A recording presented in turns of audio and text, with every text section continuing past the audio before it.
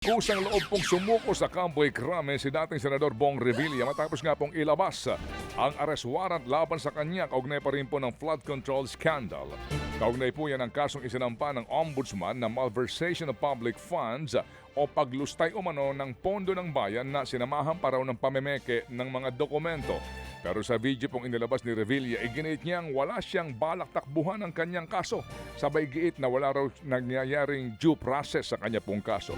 Nag-uugat po ang kaso ni Revilla at ng 6 na iba pang mga opisyal ng DPWH sa aligasyong posibleng pineke nila ang accomplishment report at disbursement vouchers ng proyekto para daw ma-release ang 76 na milyong pisong halaga po ng naturang proyekto para sa construction ng 92.8 milyon na flood control project sa Pandi, Bulacan na dineklara pong tapos na pero ghost project pala. Kasabay po ng arrest warrant, meron na rin pong hold departure order laban kay Revilla.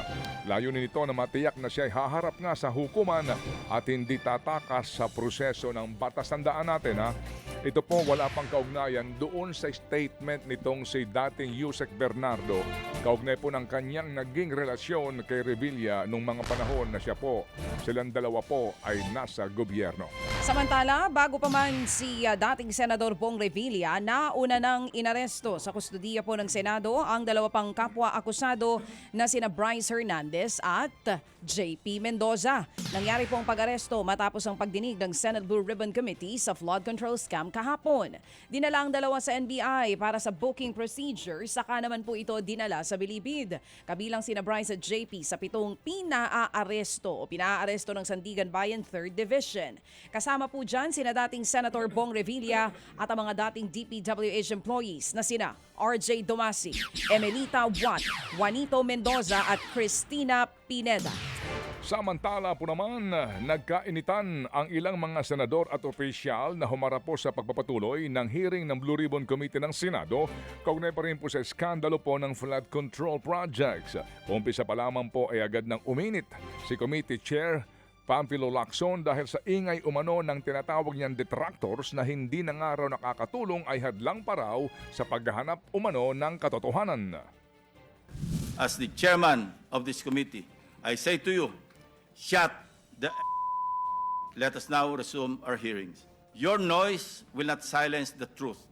Neither does it provide any help in our investigation. Your noise cannot convict and won't even indict the malefactors in this flood control mess. Only evidence does.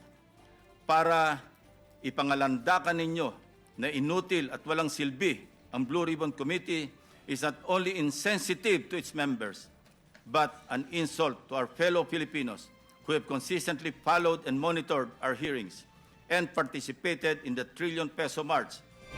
Yan po ang tinig ni Blue Ribbon Committee Chair Pamphilo Lacson. Samantala po naman, marin din pong itinanggi ni Lacson na may pinoprotektahan daw ang komite. Wala raw silang intensyon na pagtakpan umano ang kahit na daw sino.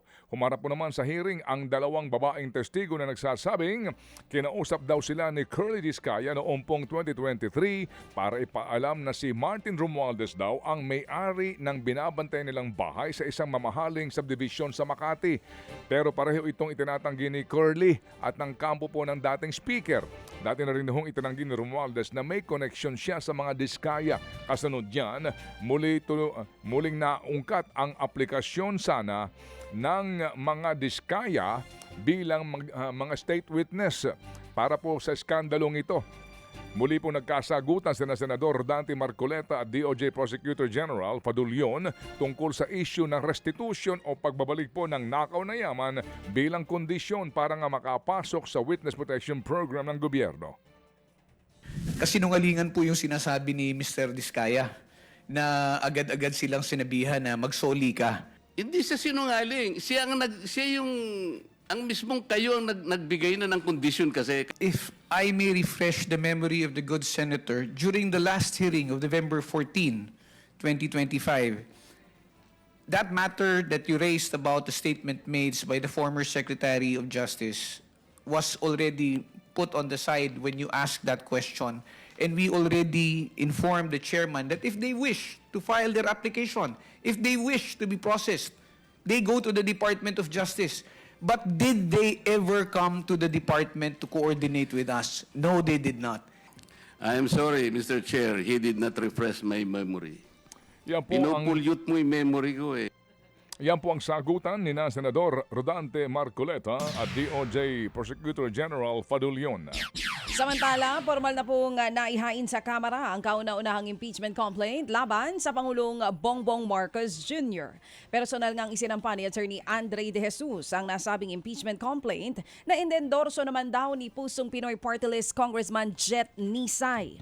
Kabilang sa inilatag na grounds for impeachment laban sa Pangulong Marcos Jr. ang umano'y betrayal of public trust dahil sa pagpapaaresto nito sa dating Pangulong Rodrigo Duterte para isuko ito sa International Criminal Court o ICC. Pati na rin ang umano'y katiwalian at paglabag sa saligang batas dahil sa anomalya sa budget at maging sa flood control projects. Nirerespeto naman daw ng palasyo ang paghahain ng impeachment bilang bahagi ng isang malayang proseso. Pero ibinunyag din ito, nakasama raw sa mga pinangalanang contractor ng ICI na sangkot sa flood control scam si Congressman Nisay. Kabilang siya sa pinaiimbestigahan ng ICI sa Ombudsman dahil sa posibleng plunder at panunuhol. Wala pa namang tugon dito ang mambabatas. Posible po daw na may mga pulis na pumoprotekta sa wanted na negosyanteng si Charlie Atong Ang para hindi siya mahuli. Batay po sa record ng PNP, walang police security personnel si Ang at privately hired ang kanyang security detail. Pero nagbabala pa rin po ang PNP laban sa mga aktibo at retired na mga pulis na posibleng tumutulong sa pagtatago po ni Ang. Sa ngayon po'y 2 arrest warrant na ang nailabas ng hukuman laban sa negosyante. Kaugnay pa rin po ng mga kaso ng mga nawawalang sabungero.